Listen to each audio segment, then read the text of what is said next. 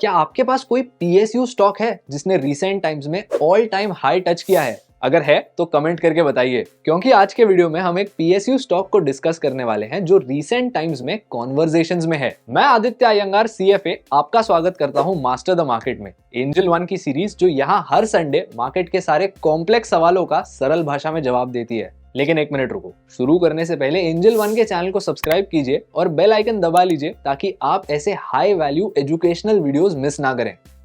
आज हम बात करने वाले हैं नेशनल थर्मल पावर कॉर्पोरेशन के बारे में, जो है एनटीपीसी। ये देखेंगे कि इस कंपनी का बिजनेस कैसा है और क्या कहती हैं इसकी फंडामेंटल्स। चलिए शुरू करते हैं एनटीपीसी के बिजनेस से, जो काफी स्ट्रेट फॉरवर्ड है। कंपनी जो है वो एनर्जी सेक्टर में डील करती है और इनका काम है अलग अलग फॉर्म्स से एनर्जी जनरेट करना और उसे आगे बेचना। हर साल एनटीपीसी पूरे भारत की 25% एनर्जी जनरेट करती है, and that too at a higher efficiency level than the national average. वो ये करती है थ्रू 51 पावर स्टेशंस जिनकी टोटल 73,874 मेगावाट की कैपेसिटी है। अब देखिए, ये बात तो आप जानते हैं कि भारत की मैक्सिमम एनर्जी नीड्स कोल से मीट होती है, तो एनटीपीसी की भी जो पावर जनरेशन है वो मैक्सिमम कोल से ही आती है एट 83%।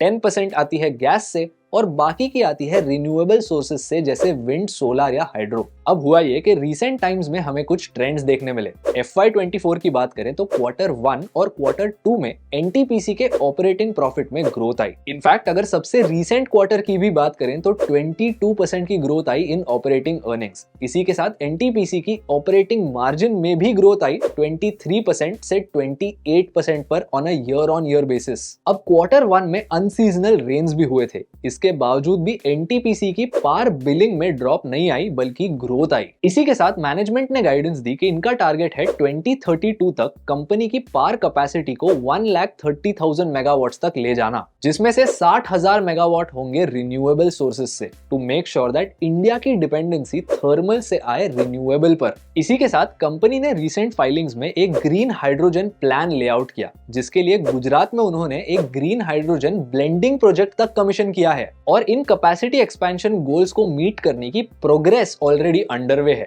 FY23 में ही 4,000 मेगावाट्स ऐड हो गए, 17,000 ऑलरेडी अंडर कंस्ट्रक्शन है और 18,000 अंडर प्लानिंग। इन सारे प्लान्स को रियलाइज करने कंपनी 85,000 करोड़ की कैपेक्स भी आउटले करेगी। अब देखिए, यहाँ पर कुछ और फैक्टर्स है। सबसे पहले इंडिया की पावर कंजम्पशन जो है वहां पर एक स्टेडी इंक्रीज आ सकता है और इसके अराउंड कुछ डेटा आप देख सकते हैं। फर्स्ट हाफ FY24 में आपने भी देखा कि इंटरेस्ट रेट्स रिलेटिवली हाई थे, कंजम्पशन के अराउंड एक्सपेक्टेशंस भी कम थे, लेकिन भारत की पावर कंजम्पशन 8% से ऊपर गई। साथ ही एनटीपीसी की सब्सिडरी एनटीपीसी ग्रीन का आईपीओ आ सकता है, जिसका आउटलुक रिलेटिवली पॉजिटिव है। अगर ये आईपीओ सक्सेसफुल होता है तो कंपनी को पॉजिटिव कैश फ्लो का फायदा मिल सकता है। अब चलिए कुछ की फाइनेंशियल्स की बात करते हैं। पिछले 5 सालों में एनटीपीसी के रेवेन्यूज 15% के CAGR से ग्रो हुए हैं और अर्निंग्स 9% से।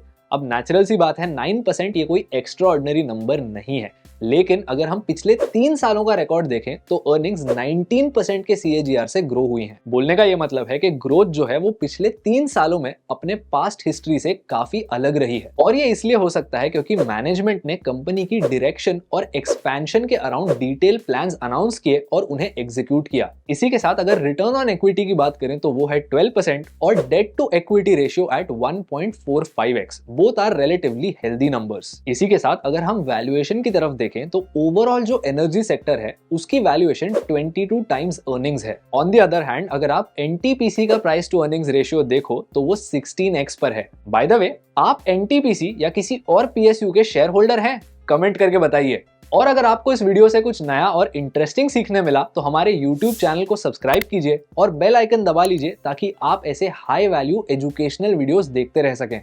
मैं आपको मिलूंगा अगले वीडियो में, तब तक के लिए keep learning and keep improving.